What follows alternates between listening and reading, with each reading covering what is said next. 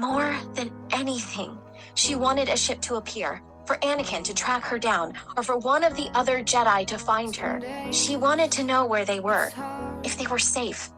She knew the temple had burned. She had received the warning not to return, but she didn't know where any of her friends had been during the disaster. She knew only that she couldn't find them afterward, that her sense of them was gone, as if they had ceased to exist. Ahsoka felt herself spiraling down through her grief and reached out to grasp something, anything to remind her of the light. When are you going to admit you're on your own? They're gone. They're dead. And now it's just you. She should have been at the temple. She should have been with Anakin. Instead, she'd been on Mandalore, surrounded by clones and confusion and blaster fire, almost entirely alone. She'd been lucky to escape Order 66, and her escape had not been without terrible cost. The other Jedi, the ones who had died, hadn't been able to save themselves, powerful or otherwise.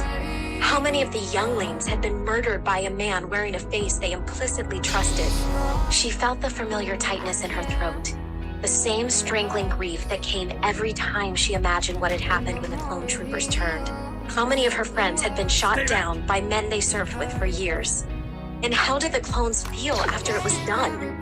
Ahsoka held her lightsabers, her last physical connection to the Jedi and to her service in the Clone Wars. It was so hard to give them up, even though she knew she had to. How many Jedi were buried with their lightsabers today? How many weren't buried at all, but left behind like so much garbage, their weapons taken as trophies? The younglings, had they known what to do? Who could they ask once their teachers had been cut down? Surely there had been some mercy for... Ahsoka looked down at the grave. She thought about all the clone troopers she had ever served with. They had been so quick to accept her.